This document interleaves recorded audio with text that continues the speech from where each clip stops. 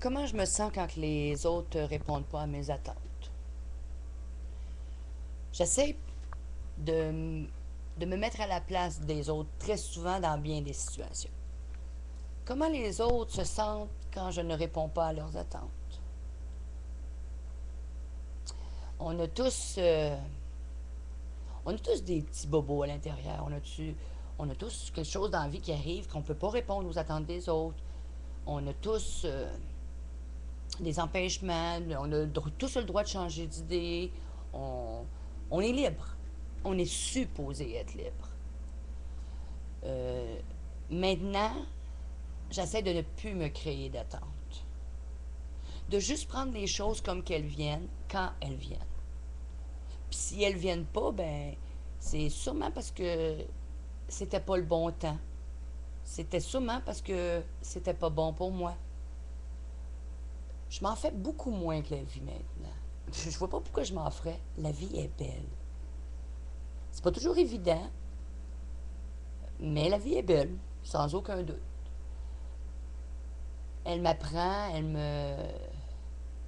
me démontre tellement d'amour, d'affection, d'énigmes. Il y a des choses que j'aurai jamais de réponse, puis c'est bien correct de même. Je suis pas obligée de tout savoir. J'ai pas besoin de tout savoir. Tout va m'arriver quand je vais en avoir besoin. Quand ça va être essentiel pour moi, et surtout quand je vais être prête à l'entendre. Pas avant, pas après. Il y a une phrase que j'entends souvent dans le mode de vie que je pratique, c'est que Dieu est parfois long, mais il est jamais en retard. Lui, il sait quand est-ce que je vais être prête à l'entendre, quand est-ce que je vais être prête à faire les bonnes choses avec ce que je vais vivre. Il reste à moi d'être à l'écoute de ça. Alors, des attentes, le meilleur moyen de vivre des déceptions, c'est de se créer des attentes. Les autres ont le droit de ne pas me répondre si je leur envoie un message. Les autres ont le droit de canceller un souper qu'on était supposé d'aller faire. Les autres ont le droit de ne pas venir me voir même s'ils l'avaient dit.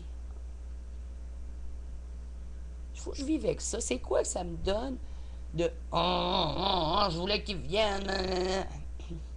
Ben oui. Pendant ce temps-là, je vais juste vivre de même. Ça me tente pas. Il vient pas? Ben, je vais faire d'autres choses. Je vais m'occuper à d'autres choses. Je vais m'amuser à d'autres choses. Je vais passer mon temps quand même. Les événements, il y en a une multitude. Les loisirs, les actions, les choses à faire, c'est incontable. Tout ce qu'on peut faire dans une journée. Incontable. Tout est possible. De la job la plus plate à faire du ménage, à la job la plus plaisante à aller voir des amis, aller manger au resto. Mais il y a tout le temps quelque chose à faire. Il suffit de les faire. C'est tout. Puis de les faire avec un sourire. Ça, c'est encore plus gratifiant, plus valorisant. Puis ça passe tellement mieux. Alors, ne vous créez plus d'attente et acceptez chaque petite chose qui vous arrive comme une bénédiction, parce que c'en est une. On est chanceux d'être vivant. On est des chanceux, pour la plupart, de pouvoir voir, sentir, toucher, entendre. On est privilégié de vivre avec un cœur qui est capable d'aimer. Pour moi, c'est facile d'aimer. J'en remercie Dieu. J'aime aimer.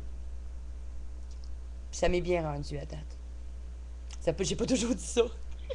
Non, j'ai pas toujours dit ça. J'y croyais que j'aimais puis que ça m'était jamais rendu, mais j'aimais pas de la bonne façon. Je m'aimais pas de la bonne façon non plus.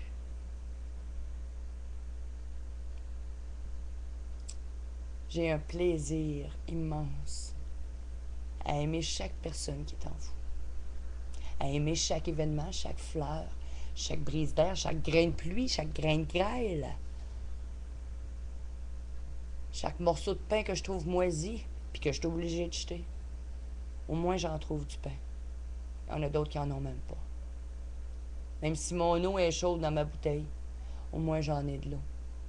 D'autres n'ont même pas. Même si quelqu'un me dit ou cancelle une promesse qu'il m'avait faite, ben il y en a qui en ont même pas de promesse.